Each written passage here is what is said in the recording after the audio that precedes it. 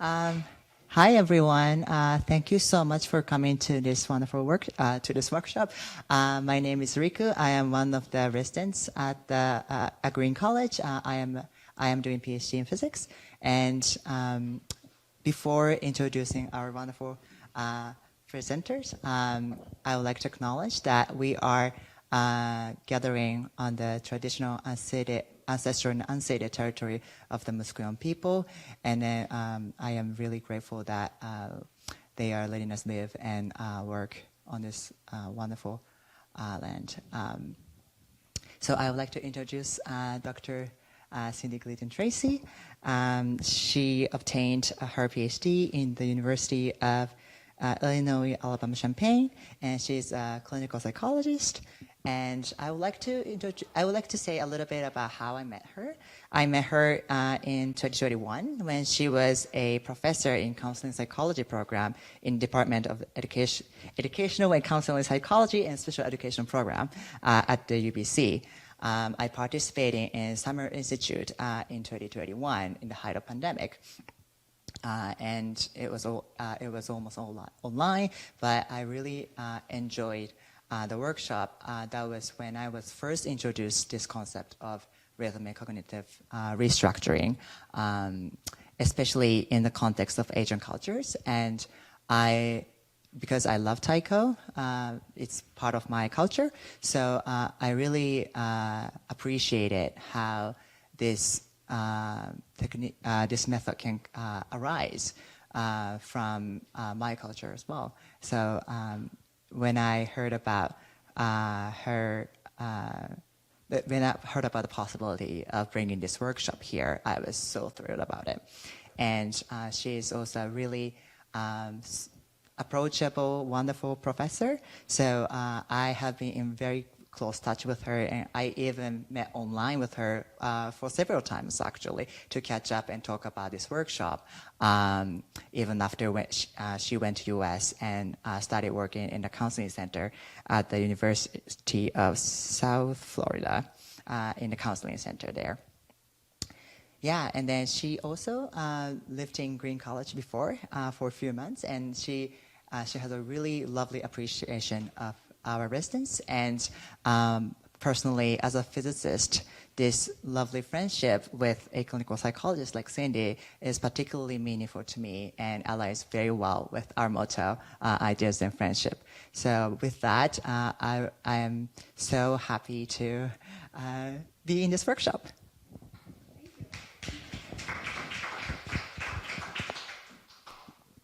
Thank you, Riku, for the gracious introduction. It's really exciting to be back here at UBC and at Green College. I live in the States again because of the pandemic. When the border closed, I moved back to the States. But I'm really happy to be here, and I'm so happy that I brought some sunshine for you all today from Florida. So I unpacked it just for you.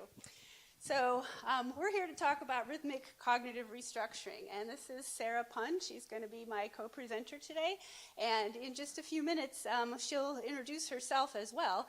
But first we wanted to do our own land acknowledgement as the presenters today, and what we want to do is certainly reflect how honored we are to be back at UBC. Sara is graduate, and I'm glad to be back as well. And so we want to thank the Musqueam people for their hospitality and their patience as UBC operates on their traditional lands at the edge of these waters. We also want a little bit of movement into our land acknowledgement, and so we have a little extra message that we wanted to share as part of our acknowledgement today. So Sara and I are going to go through it once and sort of show you the movement that goes along with the words, and then we're going to repeat it, and you're more than welcome to do the movements with us. With all the activities that we're going to share today, you're welcome to either participate or observe depending on your preference, okay? So this acknowledgement goes like this. We're going to start by bowing our heads and looking down to acknowledge the land. And then we're going to align ourselves by looking up with the sky. And then we're going to turn from side to side to acknowledge the mountains on either side of this beautiful promontory. Then we're going to flow with the waters that also are there at either side. And then we're going to trace the rainbow across the sky. Okay. So we're going to do that one more time. And this time I'm also going to add a beat to go with our movements. Okay? You ready, Sarah? Yeah, I'm ready. Align with the earth. Acknowledge the sky. Turn to the mountains. Flow with the waters. And trace the rainbow.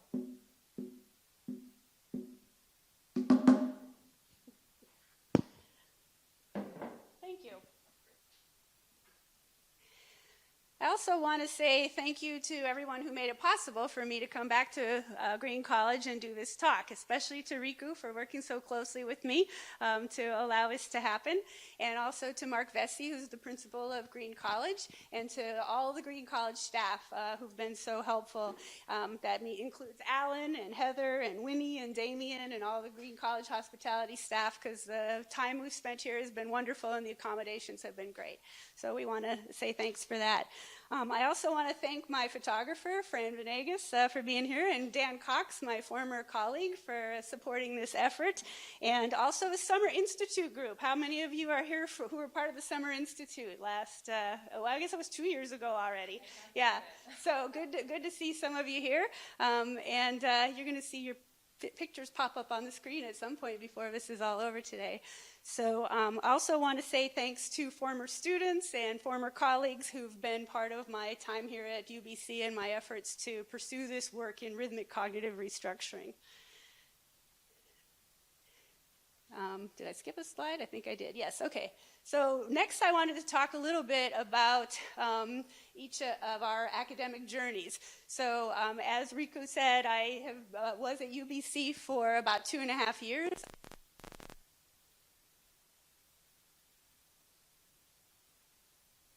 Teaching counseling psychology in a professorship at Arizona State University. And before that, I spent some time at Southern Illinois University and also did some practice as a psychologist in cities in New York and Arizona. So I just wanted to have a chance to also let Sarah introduce herself and tell us a little bit about her academic and professional journey. Yeah, so hi everyone, I'm Sarah. I'm really happy to be here with you today.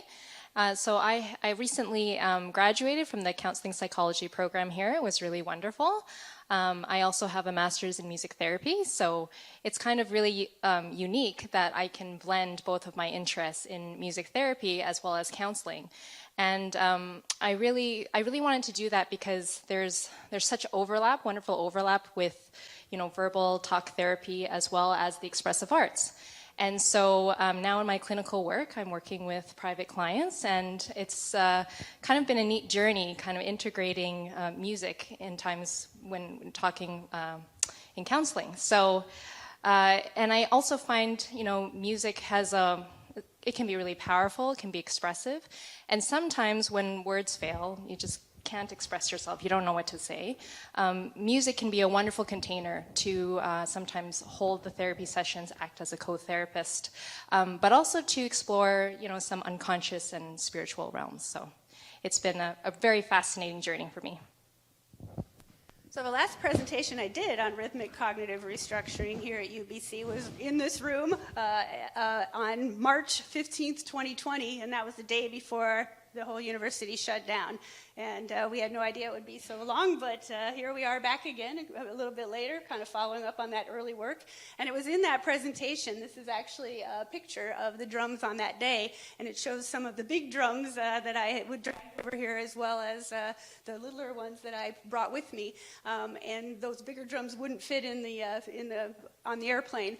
But I wanted to show you kind of those drums as a part of our presentation today. And also, that was the day that Sarah and I first met, was when she attended that presentation back in March of 2020. So, like I said, we're going to be talking today about rhythmic cognitive restructuring. And so that's kind of a hybrid technique that takes a very standard and well-researched method of therapy and adds the rhythmic component to try to make it more memorable, more fun, and more usable. So I wanted to talk a little bit about sort of the principles of cognitive restructuring in general, and then we'll sort of add the rhythmic piece as we go. But the steps of cognitive restructuring first involve identifying problematic thought patterns, because a lot of us who are struggling with mental health or personal concerns, have things going around in our heads that we can't turn off, negative messages we're giving ourselves, self-criticisms, and all kinds of self-deprecating messages that we tell ourselves.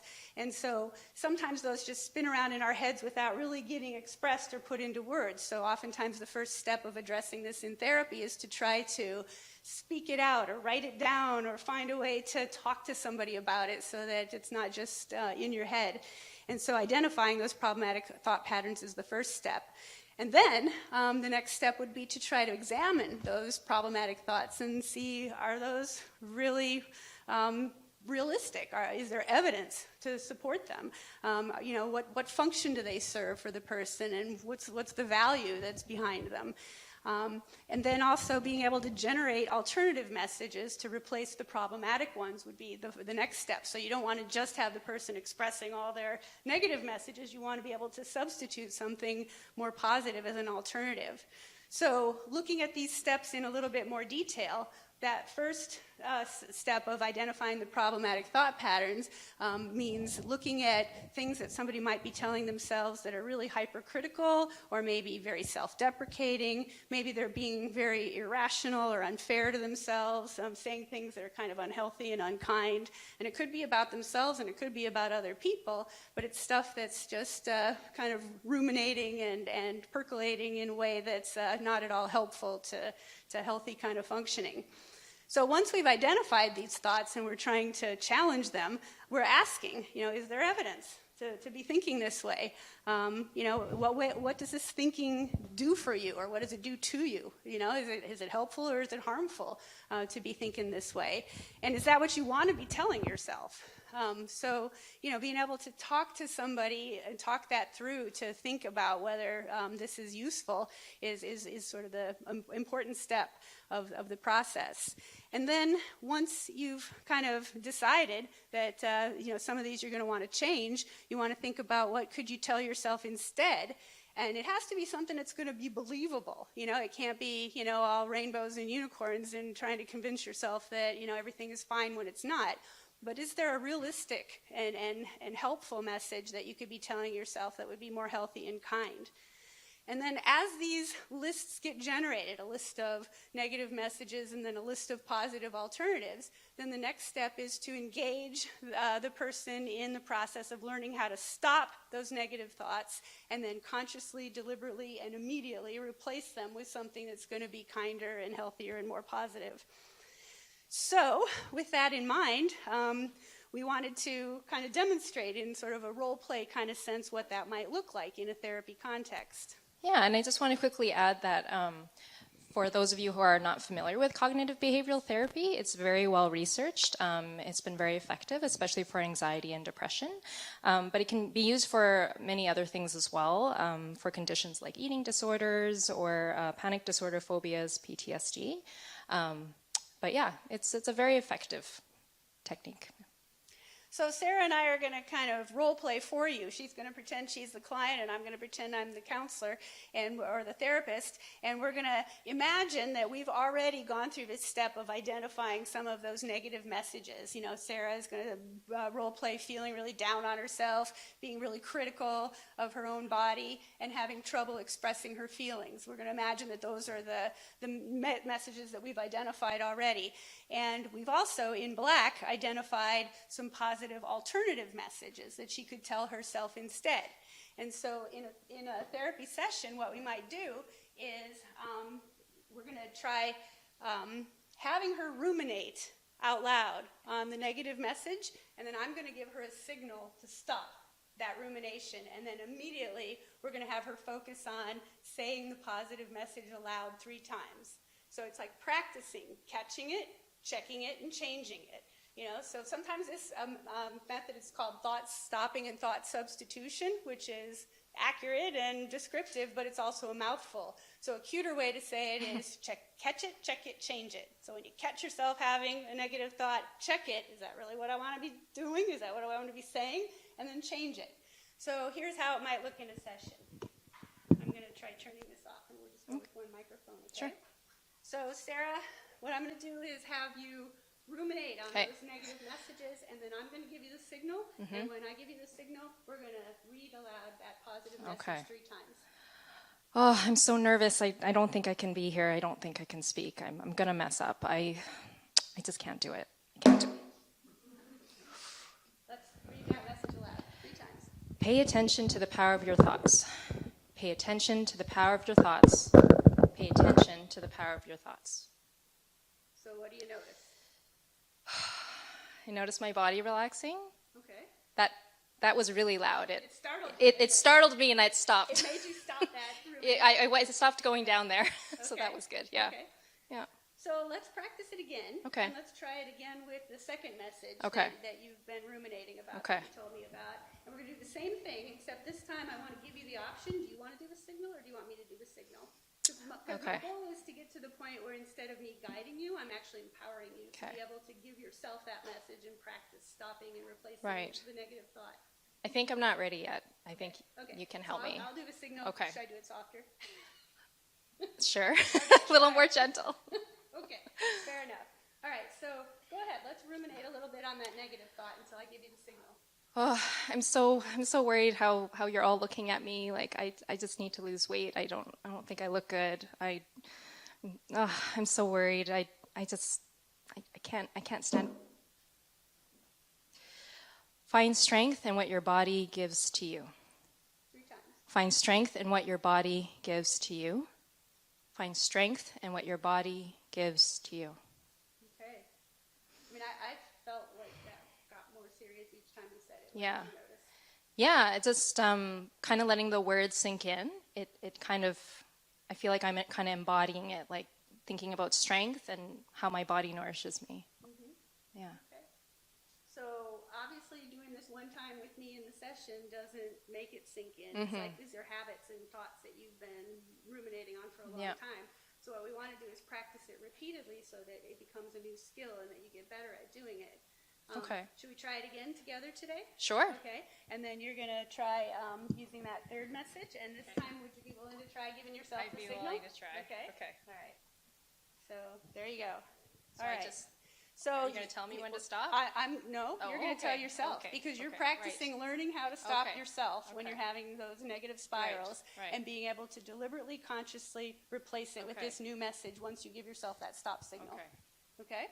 Okay. So, All right. I just have trouble expressing myself. Like when I'm talking to somebody, I don't really know what to say. I stumble with my words. It's hard for me to express myself. I just run out of the things to say. I don't. Take power from the meaning of your words. Take power from the meaning of your words. Take power from the meaning of your words. yeah. Okay. That felt good. Good job. Last time. Good job. All right.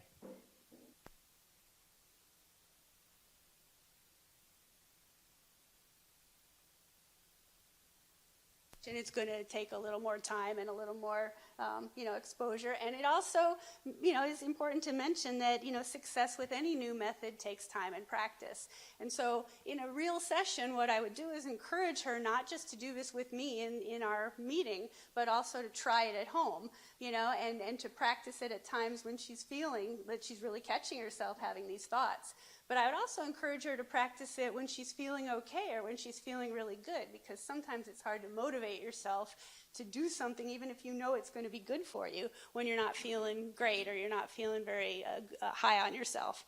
So those are some of the limitations that we encounter in practice. So even though the research shows that there's a lot of, kind of good support for this method, it doesn't work for everybody, and sometimes it doesn't work because people are having a hard time getting themselves to practice it in between. And so when it comes to the moment where they need to catch it, check it, change it, they either don't feel like doing it, or they can't remember what they were supposed to do, or they just don't feel very supported without the therapist there to kind of guide them through it. So that leads to the importance of really being able to reinforce that practice. So we got to find ways to make it more meaningful, make it more memorable, maybe even make it more fun, so that the person actually wants to do it. I'm going to drop my microphone here. Yeah, I'll let you take that one. Okay, so if the practice is more fun and more memorable, the person is more likely to be able to use the technique and learn the new habit or learn the new skill. So if we can find a way to make it more fun and more memorable, that's all well and good. But how? How do we do that? How do we get a person to practice this outside of the session, especially if they're not feeling that motivated or they're feeling kind of skeptical about whether this is going to work? Well, here's a few suggestions. We can work on activating multiple sensory channels. So instead of just seeing the words on the paper, seeing them with your eyes, we're also saying them out loud. So you're hearing them and seeing them at the same time. And when you say them out loud, you're also feeling the resonance of your own voice. So you've got that extra sensory channel going on. We can also incorporate some kind of physical movement. And that's kind of what we were trying to demonstrate to you with the land acknowledgement at the beginning, that adding the movement to the words makes the connection more powerful and hopefully more memorable. It's also important to think about ways to make the technique personally meaningful. Maybe for some people, having a stop signal on the drum wouldn't be all that relevant, or they wouldn't want to do that. It might be too loud, or they don't have a drum, or whatever. So maybe it's important to come up with some other sort of a signal that would be useful. For example, I had one client a while ago who, whenever she caught herself having a negative thought, she decided she was going to turn her special ring all the way around on her finger, twist it all the way around to remind herself, I don't want to be thinking that way, and I'm going to deliberately replace that with an alternative message. I can remember another client who was like really into hats as his fashion thing, and so he decided when he caught himself in the negative thought that we identified, he was going to take the hat off and then put it back on, literally replacing it or metaphorically replacing it with something else, something more positive and something more personally meaningful. It's also valuable to consider ways to build in cultural significance.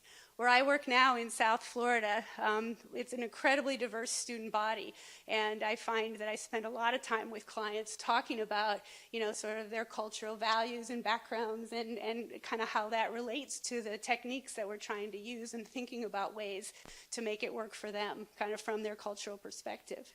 I think Sarah wanted to say more about this as well. Yeah, I just wanted to add, just having, that embodied experience, kind of what Cindi was talking about, it's not just writing it down or reading it, you're actually saying it, you're hearing it, you're moving, and in music, you're singing, and when you engage all those senses, it becomes this very experiential, embodied experience, and it becomes an experience. That's the main thing, and those experiences can change you. It can, really impact you. So, yeah, I think it's helpful. So for many people, maybe not for everybody, but for many people, Sarah and I included, adding music to an activity does make it more physically moving and sensory active and more personally meaningful, and a lot of times music has cultural relevance too. So thinking about the musical aspect, and we're focusing in particular on the rhythmic elements of music as a way to build in that reinforcing potential. So for me, my own interest in world music at first just started out kind of as a hobby, but then as I started to learn more about the role that music plays in different cultures, I realized that there are a variety of cultural contexts, many cultural contexts, in which drumming is a part of the cultural rituals for healing and for helping and for building community. And that got me thinking, okay, first of all, how can I infuse my hobby with my profession, which was kind of a fun thing to think about. But more specifically, how could I incorporate my love of rhythm and drumming into what I do as a therapist for trying to help people, and maybe not heal people, but to help improve people's life situations and improve their sense of well-being. And so I started thinking about how could I incorporate the rhythmic elements into psychotherapy. So here's some thoughts that I came up with in terms of a rationale for combining psychotherapy techniques and rhythmic reinforcement. We've already talked about the empirical backing for cognitive restructuring and cognitive behavioral therapy. There's also a lot of psychological evidence to support the value of rhythmic repetition in learning and motivation. And so my question is, in counseling that's aimed at improving human moods and functions, can rhythmic repetition be incorporated into existing techniques for cognitive restructuring and behavioral change to make counseling techniques more motivating and more memorable, and hopefully then to enhance outcomes? So I think psychotherapy emphasizes the interplay of words and nonverbal actions that guide processes for human change for the better.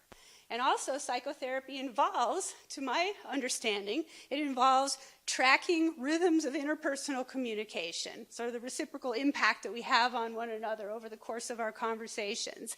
And we're also looking at the rhythms of the counseling process. There's a time where you're sort of getting to know each other and getting, building rapport and gathering information, and then you start working into understanding the conflicts that somebody is going through and what's working for them and what's not, and sort of challenging those things that are not working for them and thinking about ways to maybe facilitate some kind of meaningful change.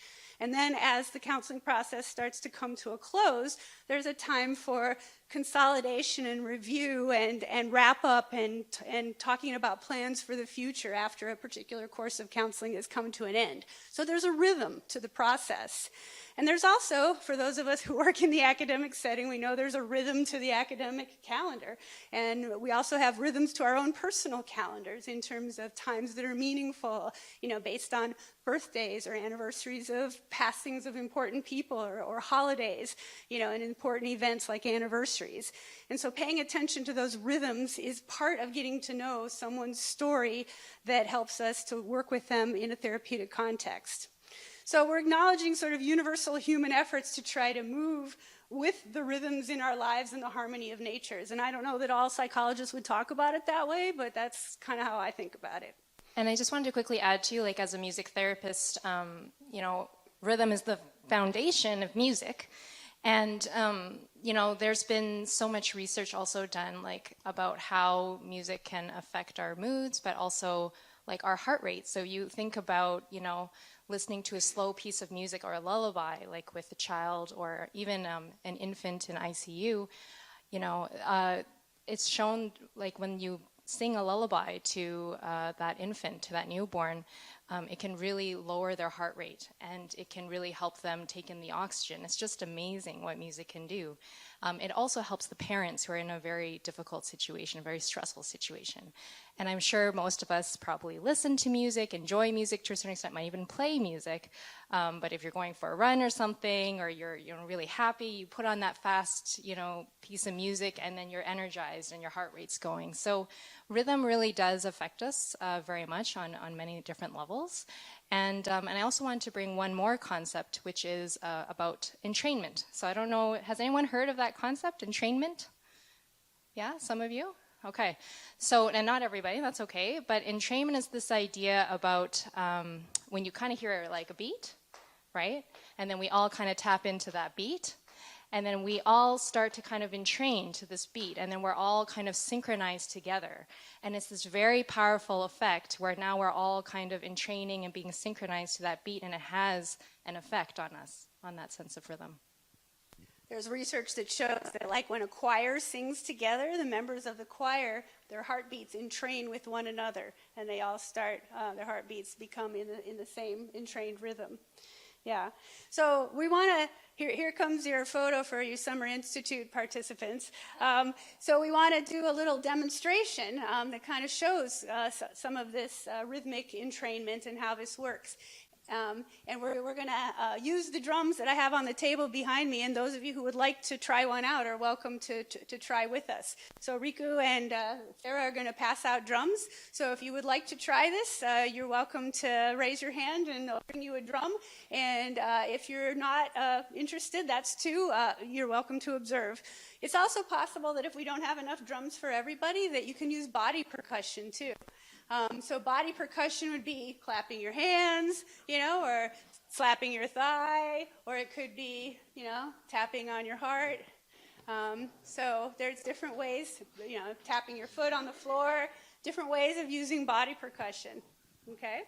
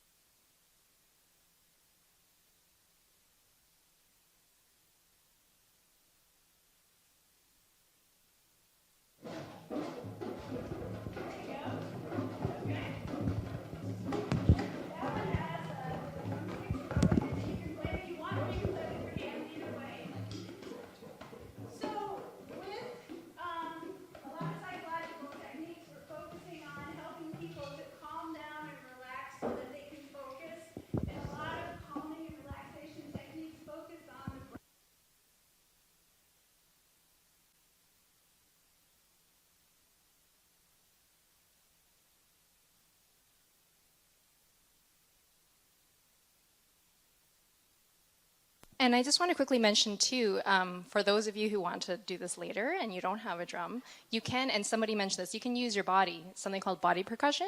So you can, tap your chest, you can tap your legs, you can tap your foot, whatever you want that creates that sound. And it actually can feel kind of nice because you're getting that feedback. There's even some methods of psychotherapy that use bilateral tapping as a way to reprogram the neural system. Yeah. So we're going to start with this one, right? Yeah. So we're going to start with the red rhythm first, and we'll play it through about 3 or 4 times, and you're welcome to join in at some point if you would like to.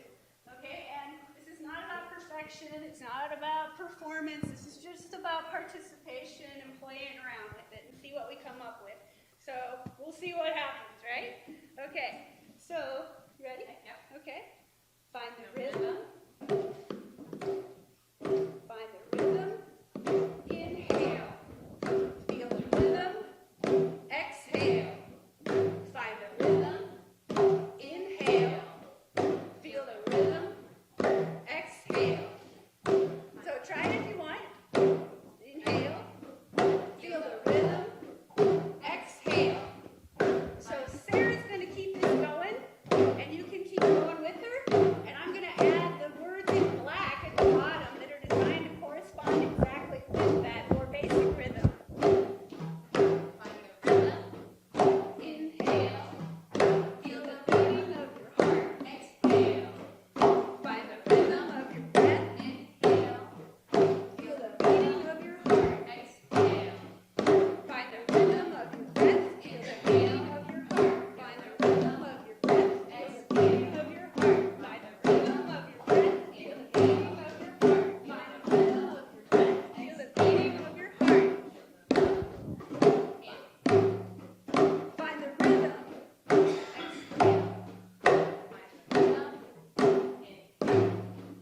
Find the rhythm. Exhale. Okay. So, what did you think? What did you think?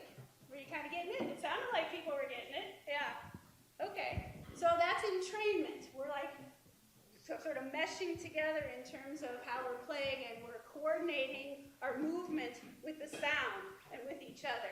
And so we're in training in the process of playing around with these rhythms. And I wonder too, as a group, just, you don't have to answer, but do you feel more connected to one another? Because I certainly feel more connected to you as a group after we play together. And I felt that too, partly because I could kind of look around at different people and make eye contact and smile and kind of see how we're all sort of playing in this together.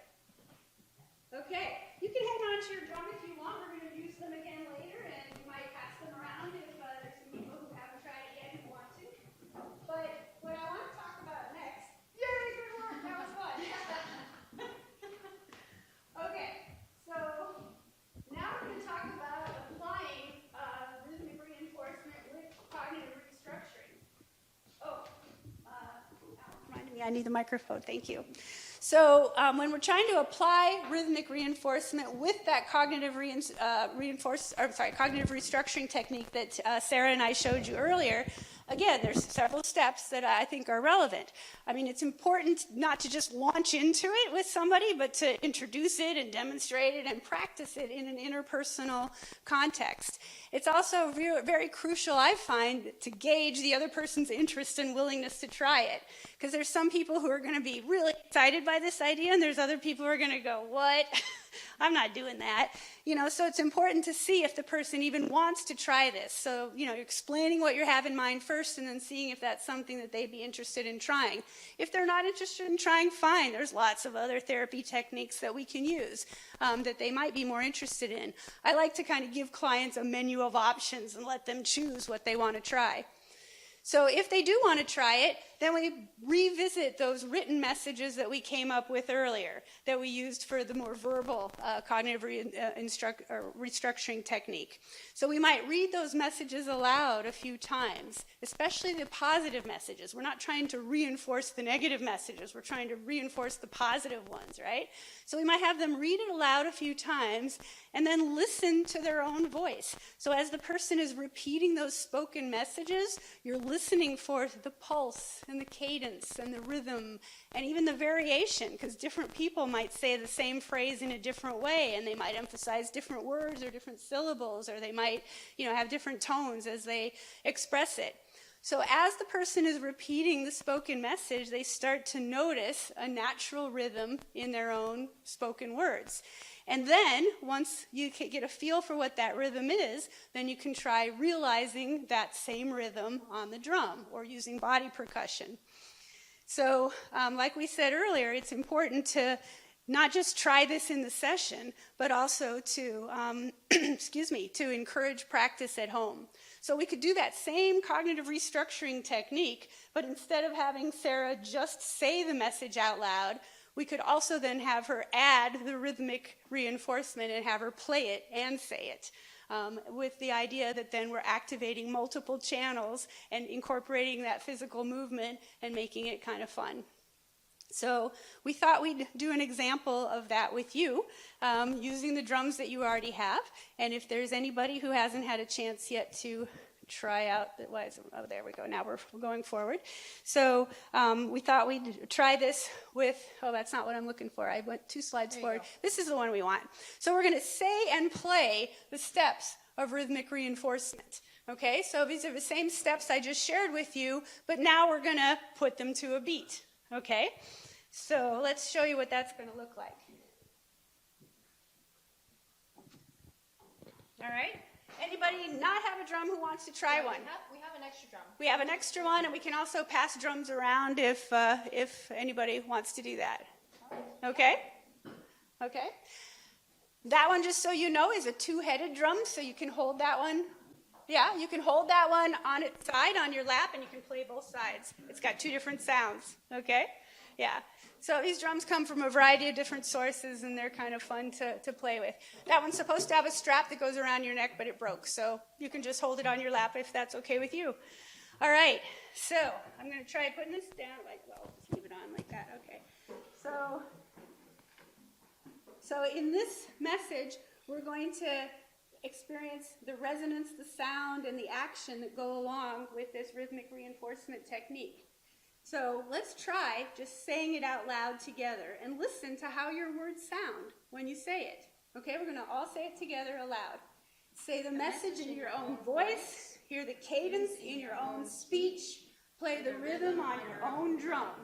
Let's say it again and add a beat. Say the message in your own voice, hear the cadence in your own speech, play the rhythm on your own drum. Good. Okay. So now I'm going to add a little more to it. You can continue with this basic beat, and Sarah's going to lead you in that basic beat if you like that. And I'm going to add a little bit more by playing all the syllables in the message.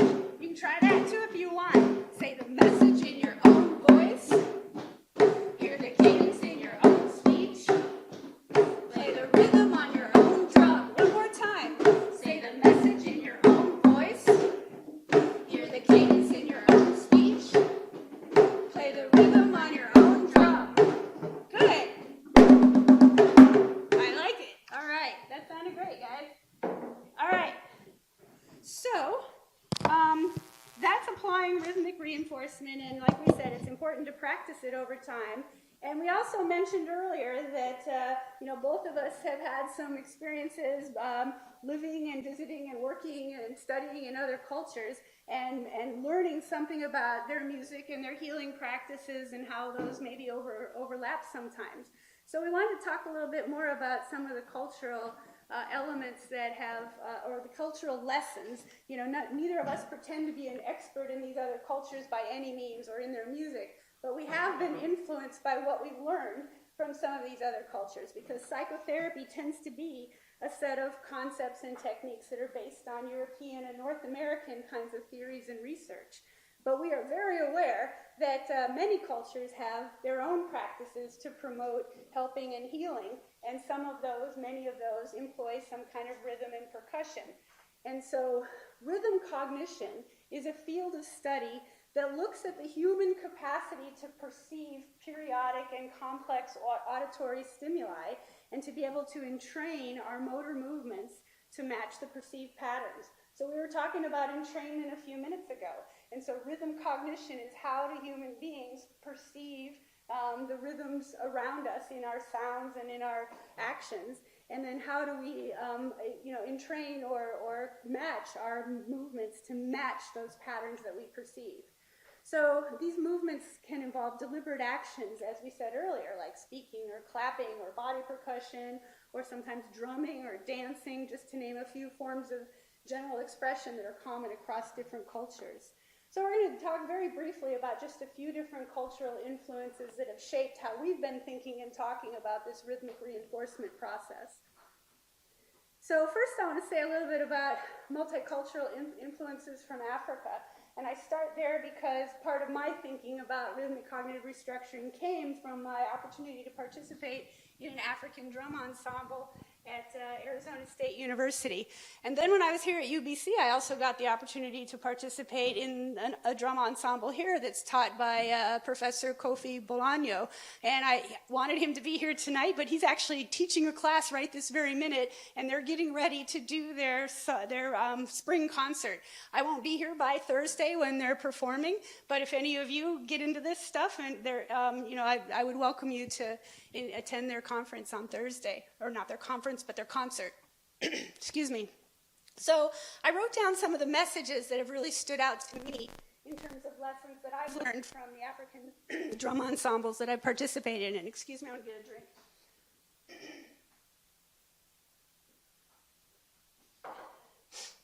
Thanks.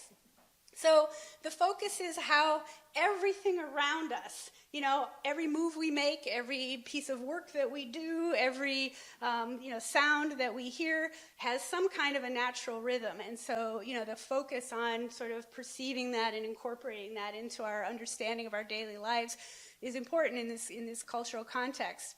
Learning by oral tradition, being able to synchronize the voice with the sound of the drum, and being able to pay attention to, like we just did, to the cadence of natural speech. So it's not just drumming a rhythm that has no meaning, but the rhythm is the meaning. The rhythm matches the words so that anybody who knows the phrase and knows the rhythm knows what message is being conveyed.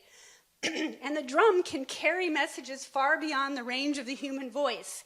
So the drummers in some of these traditional African communities can tell a whole community far and wide what's going on, whether there's a birth of a baby or a wedding going on, or an important person visiting, or a healing ceremony taking place and someone needs help with healing. And so these messages can be communicated in a way that more people can hear and understand if they know the rhythmic message.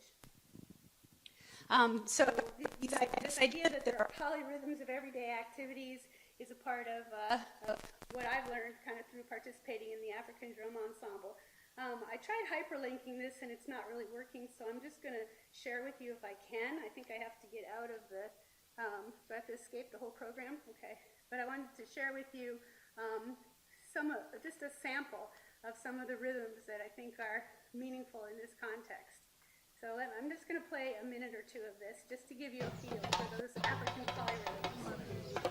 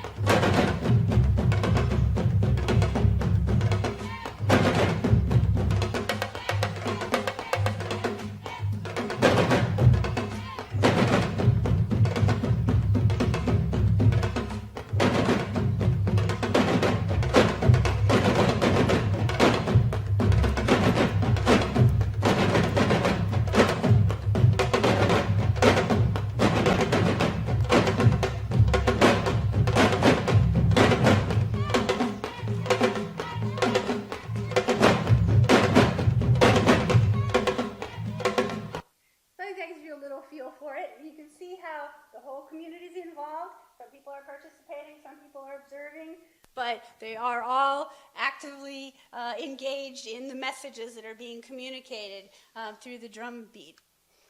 Okay, so to get out of here, I guess I need to, right where, like here? Yeah, escape. Yeah, okay, that's what I thought. All right, and then let's go back to the slide here.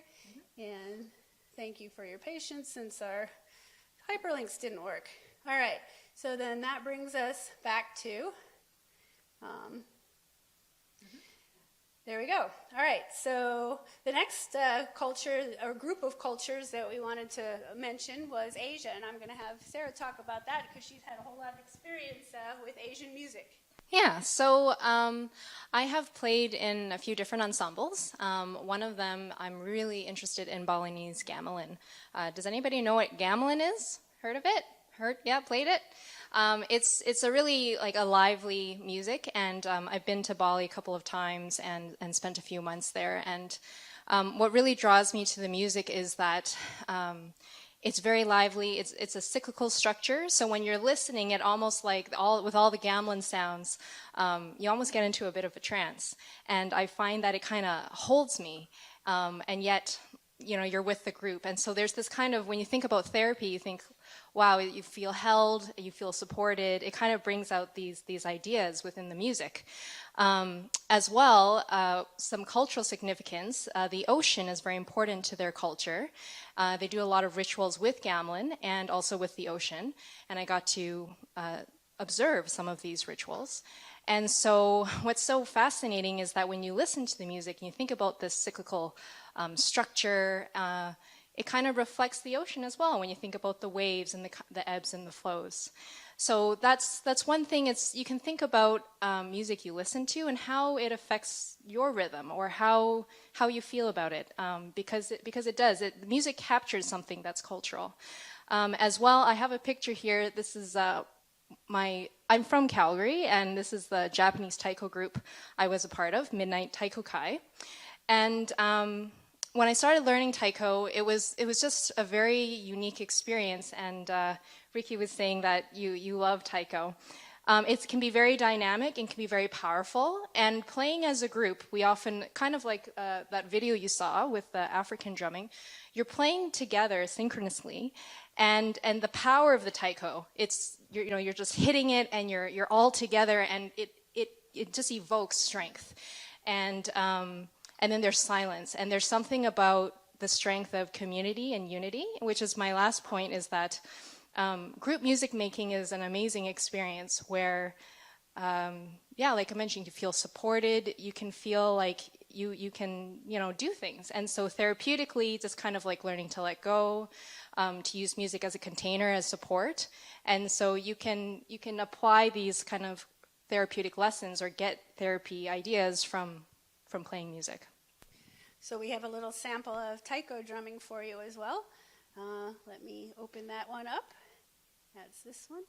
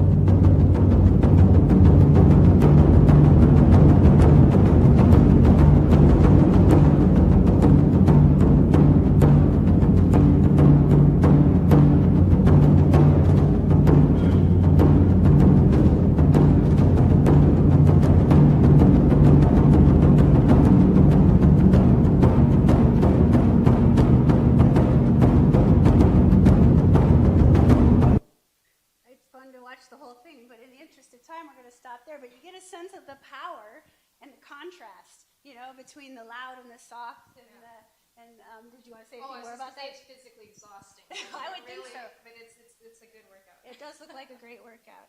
Yes, okay. So let's go back to our PowerPoint and open that back up here. Yep, and then continue on from our current slide here. And so our next set of cultures I want to look at are from Australia. And I say set of cultures is because there are hundreds of Aboriginal tribes within the continent of Australia.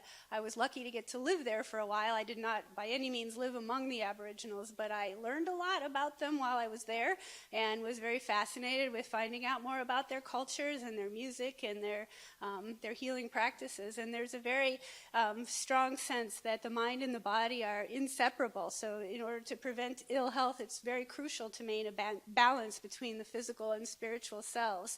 The attunement with the environment, the sense of our feet in connection with a timeless land, the sense of our hands, both in touch and in gesture through the air, being able to reach across time and make important connections and have healing practices that incorporate those kinds of ideas.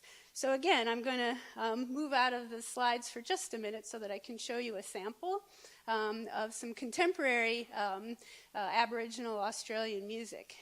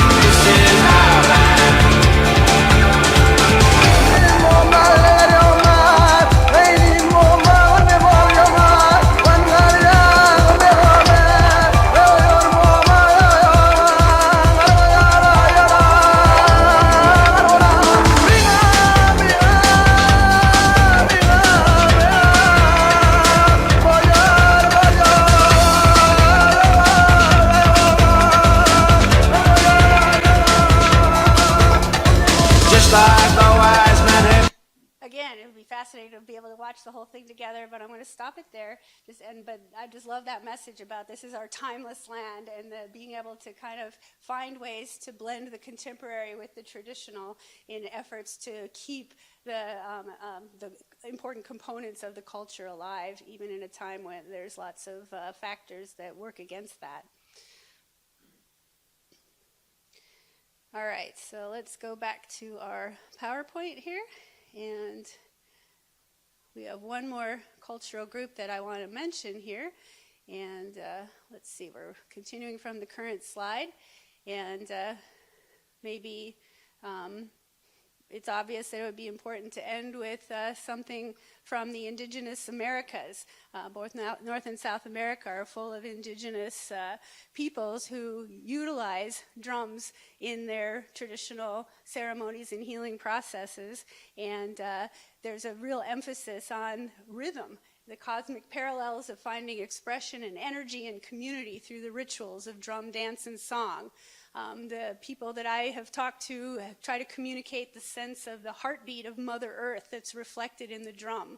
You know, they might call the drum the grandfather, and the grandfather reflects that heartbeat of the mother.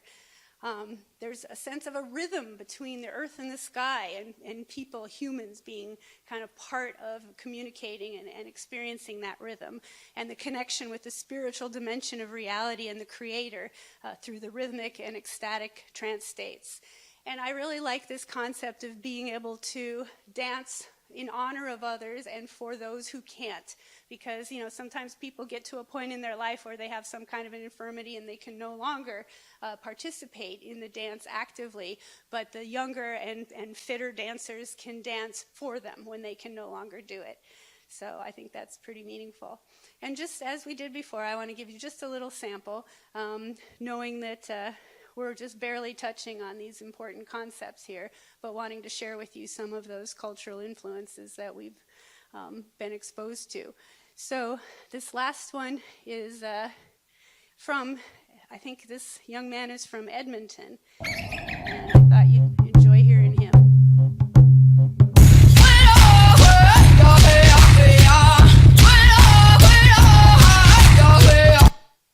I'm not sure how I make that large.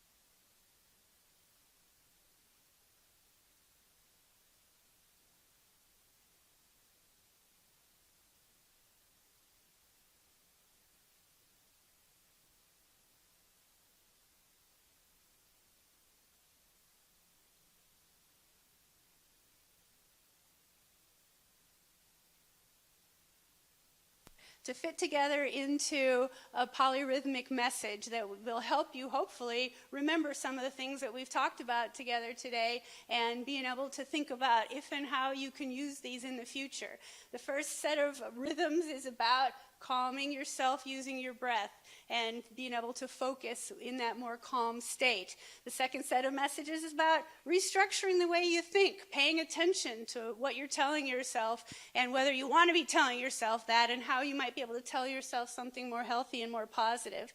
And then the third set of messages is that whole idea of adding the rhythmic reinforcement, being able to say those positive messages aloud to yourself, being able to find the rhythm in your own speech and your own message, and then being able to also realize that message through the entrainment of your motions onto the drum that then give you back the sound of what you were telling yourself. So what we're going to do is, if you have a drum and you would like to participate, I want you to pick one of these messages that you'd like to say to yourself or that you'd like to drum with us. And so how many people like the rhythm of your breath message? Raise your hand if you want to be part of group one. Group one? Okay. So Sarah's going to lead group one, okay? And how many like the power of your thoughts message, the cognitive restructuring? Raise your hand if you like that one, okay? A couple of us, 3 of us, okay? 4 of us. And so we're going to try that one. And then does anybody want to add in for the third set of the rhythmic restructuring messages? Okay.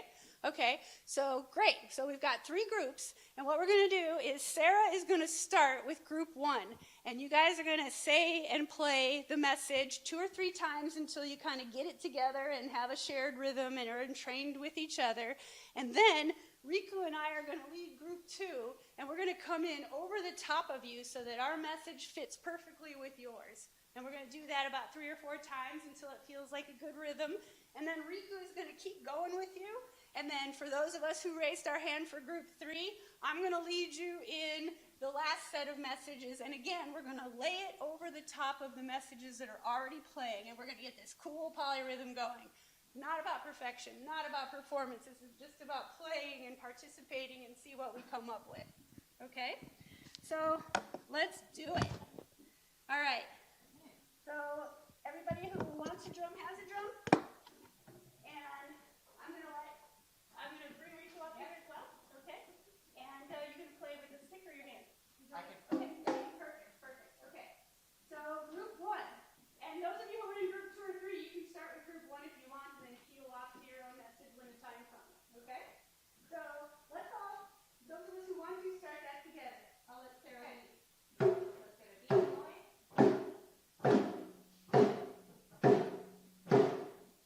Find the rhythm of your breath. Inhale, feel the beating of your heart. Exhale, find the rhythm of your breath. Inhale, feel the beating of your heart. Exhale, one time, rhythm of your breath. Inhale, feel the beating of your heart. Exhale, find the rhythm of your breath. Okay, the rest of us are going to come in on the next round with your exhale, pay attention to the power of the thoughts. Inhale, take the power from your mind of your words. Exhale, find the rhythm of your body to you. Inhale, pay attention to the power of your thoughts. Exhale, take the power from your mind of your words. Inhale, find the rhythm of your body to you. Exhale, pay attention to the power of your thoughts. Inhale, take power from your mind of your words. Exhale, find the rhythm of your body to you. Inhale, feel the message in your heart voice. Through speaking with the power of your own speech. Inhale, let it rhythm on your own drum. Exhale, feel the message in your own voice. Inhale, feel the beating of your own speech. Exhale, find the rhythm on your own drum. Inhale, feel the message in your own voice. Exhale, hear the cadence of your own speech. Inhale, let it rhythm on your own drum. One more time. Inhale, feel the cadence of your own speech. Exhale, let it rhythm on your own drum. Okay. Good job, everybody. Good job. You did it. We did it. That was fun. That was cool. I hope it's meaningful. I hope it's memorable. It sure was fun. So thanks for joining in today and being part of our Rhythmic cognitive restructuring. We are here for the next 20 minutes to answer questions, and then we're also going to have a reception next door in the Graham Hall right after the talk is over. So, are there any questions, any comments, any reactions, anything you want to say?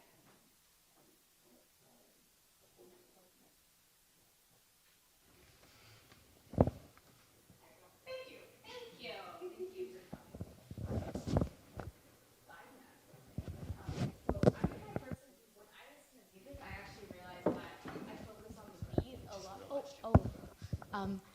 Okay. So I'm the kind of person when I listen to music, I feel like I actually focus on the beat a lot, and so I have a really hard time remembering lyrics. And so when I was doing this, I actually found the rhythm really comforting, but then when I had to focus on the words, I was struggling a little because I really like the rhythm, and like I really like the inhale, exhale part because I feel like the rhythm helps set my breathing, and I have very shallow breathing when I'm like anxious. And so I was wondering if you've ever seen that like in your practice, like with your clients, or do people find the rhythm really beneficial, or do they find it calming, but the verbal aspect of it is a bit tough trying to do both at once? It's a really great comment. I mean, Shiru, thank you. I think that it really varies with the individual, and you're saying that for you, you resonate more with the rhythmic aspect, and there are other people who would probably resonate more with the verbal aspect. And so part of it is working with the person to see what's meaningful for them. Just as an example, one of the things that I learned is that in many traditional cultures, both Native American cultures and probably Indigenous Canadian cultures as well, I know less about those, but also in some Aboriginal Australian cultures, it's forbidden to speak about the dead. And so for people to be able to express how they're feeling about losing a loved one cannot be expressed in words, but they can be expressed on the drum. It can be expressed through rhythm and through the sound of the drum beat. And so it's interesting that you're saying that for you that drum beat is calming. And I could think for someone who is forbidden from speaking out loud about the dead, that being able to express how they feel through a nonverbal message, a nonverbal rhythm, could be calming and soothing and comforting, at a time like that. So I can imagine that there's a lot of other examples too of times where a rhythmic message without words can speak to people. I don't know how many of you saw the show Roots, that was about Africans being brought over to the North America on slave ships and being, unable to speak to each other because they came from different language and cultural backgrounds, but they could communicate through the drums. And so actually drums were forbidden because it was a form of communication that allowed the enslaved people to communicate with each other, and the slave owners or transporters didn't want them to be able to do that.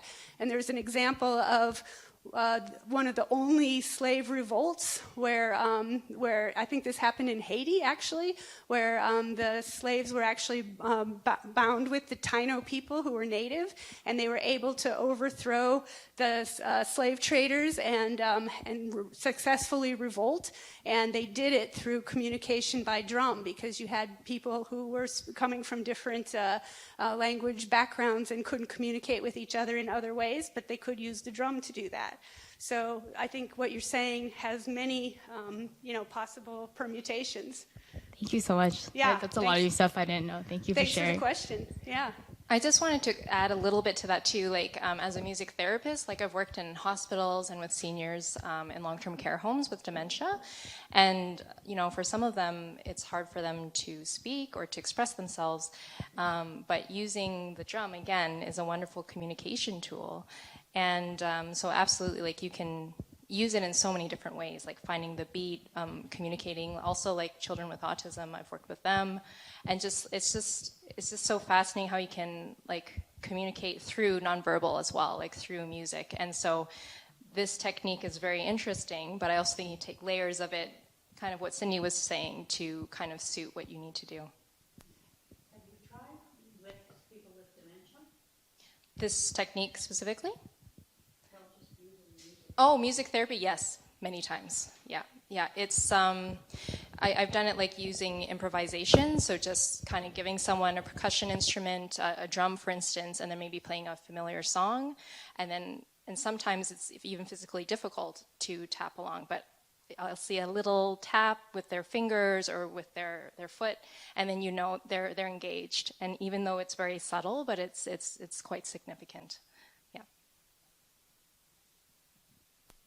Great question. Other comments? Yeah.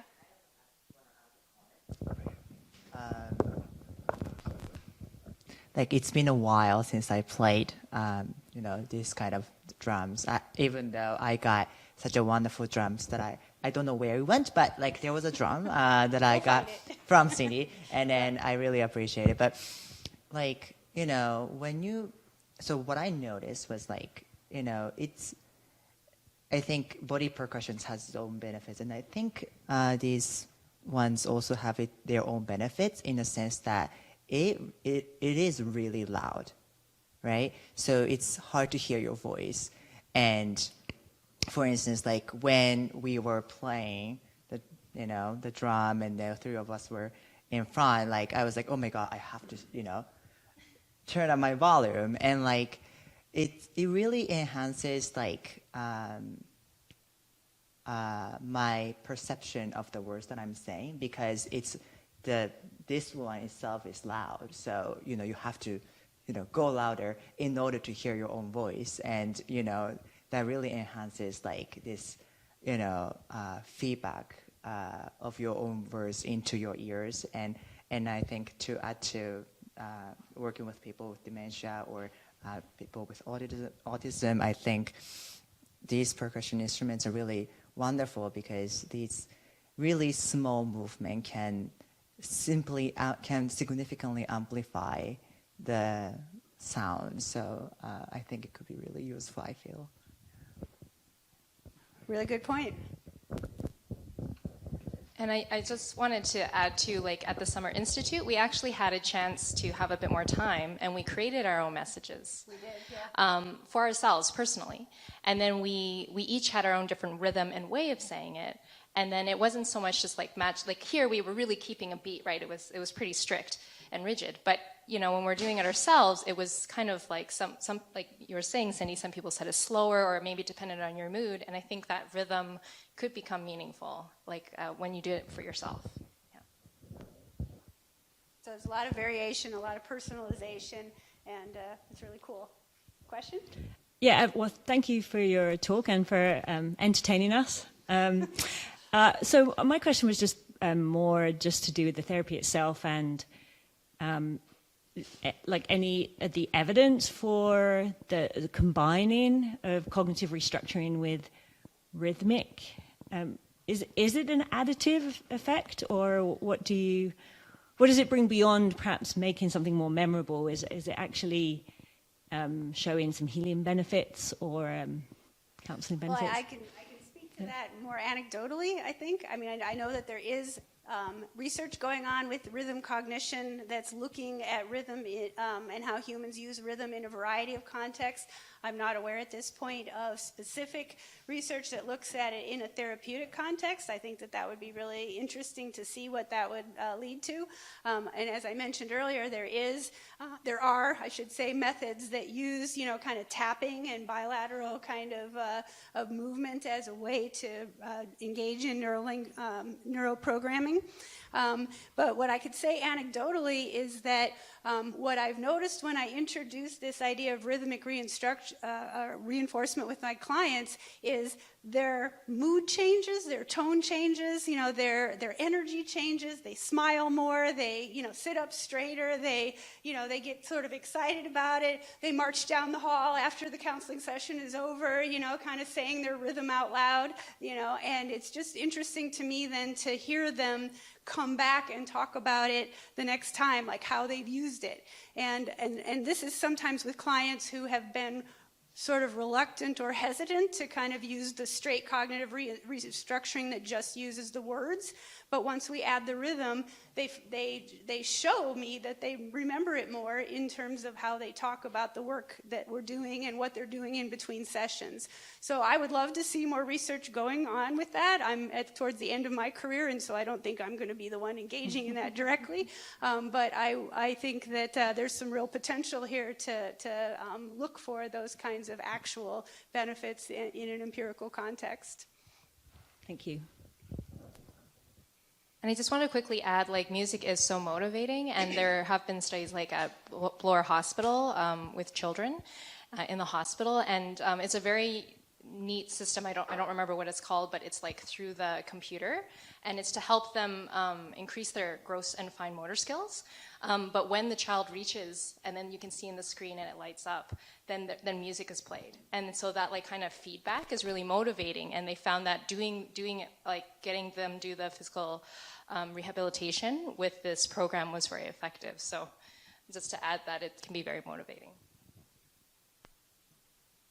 I had a client just last week who came in feeling very depressed, and she had told me before how much she loves music, and she had this goal that someday she was going to write a song. And so she was being very self-critical because she hasn't done it yet. And she was kind of saying, you know, I'm worthless. I say I want to do these things, but I never do them.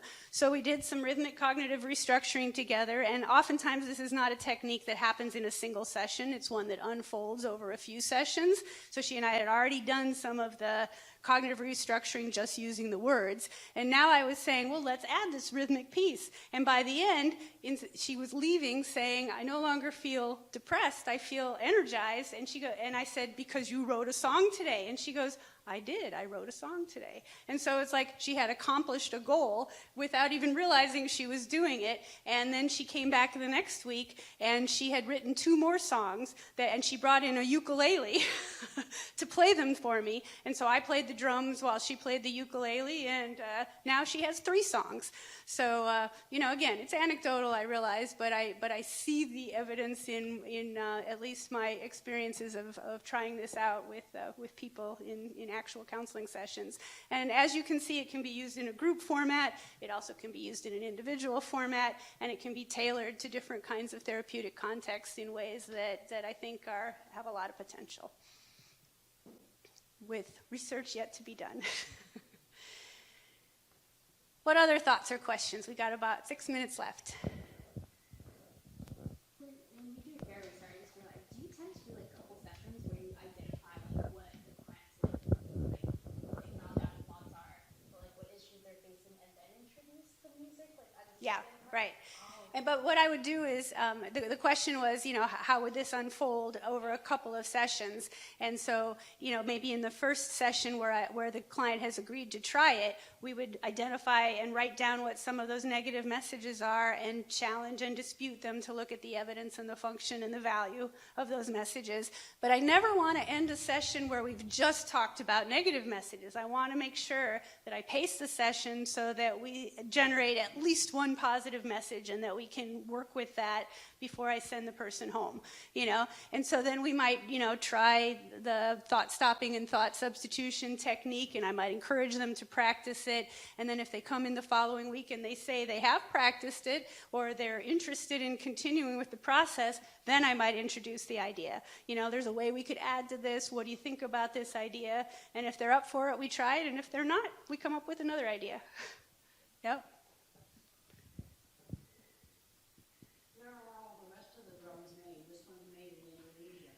Good question. Yeah, I've collected these drums from a variety of sources over the years. This one and the one that Molly has, and I think the one that Marina has. These are all from pueblos in New Mexico in the U.S. I bought this one at a pueblo. The other 2, I think, were bought at an Indian trading store in Albuquerque. So those are Native American drums. You're right, the one you're holding is from Indonesia, and those are all actually part of the Canada Day drumming celebration that's been going on for several years. And so the Canada Day drumming celebration has invited me in to do some workshops in the past to kind of share these ideas. And then as payment, they gave me a series of drums which I then shared with members of the Summer Institute that we did. So yes, we've got those Indonesian drums, and the design on the outside is actually an Australian design, the paintings on the outside. The drum Riku's holding, if you want to hold that up, that's a Chinese drum. It was given to me by a Chinese student who was moving and could no longer transport it. And it actually has some really cool sticks that I don't know how to do this very well, but I was shown how to do it. And when you play this drum with the sticks, you actually get this whole, kind of flowing flag kind of look with it. I don't know if I can try this or not, but if you want to hold the microphone for me. But it's supposed to go something like this. I'm not very good at it, but the people who are good at it get all kinds of interesting motion going on. Anybody know how to do that? Yep. The drum you're holding, that one, I got that at a trading post also. I'm told that that's a Moroccan drum, and that one is made of ceramic rather than most of them are wood or metal. And so the ceramic drum has a very different timbre to it. Do you want to play it just for us so we can hear it? Play it. Yeah, hey, a little bit harder. There you go. Yeah, so you can see it has a little bit of a buzzy sound to it, and I think that's partly the ceramic. The one that Shiru is holding is from Jamaica. It's really, what was that? That's the baby one. Yeah, that's a little baby drum. That's kind of a souvenir drum that I bought to get my son to stop drumming with the silverware on the plates in a fine restaurant. That one is from, let me see where that one's from, Nepal, yeah. And that, again, is a two-headed drum that is designed to be worn around your neck so that you get different tones on each side. You want to play both sides so people can hear the different tones? Yeah, so one's a much higher tone and one's a much lower tone. The one that you're holding is from the Union Islands in the Caribbean. What other drums do we have out there? That's one of the Indonesian drums that was part of the Canada Day Drumming Celebration collection. Yeah, the one over, that's called a buffalo drum, and it's a Native American style of drum, just like the one that Molly has. Is if you want to hold that one up, Molly, that's another kind of buffalo drum, and it's intended to be played with a mallet. So I guess you didn't. Did you get a mallet? Yeah. So play that one for us. That one's got quite a ringing tone to it. Yeah. And that one was actually made by a commercial company called Remo, so it's not Native American made, but it's a Native American style of drum. There you go. Yep. Yeah, so you can see that each one has very different tone and timbre. Are there any others out there that we didn't get to yet? Yeah? Oh, those are just like fun little drums that a former student of mine who's a music therapist gave those to me when she graduated because she said she wasn't going to use them anymore. Yep. All right. Well, again, I think we're at the end of our time, but I really thank you for all your energy and your participation and your interest in this topic. So thank you very much, and please join us for the reception across the way if you're able to do that.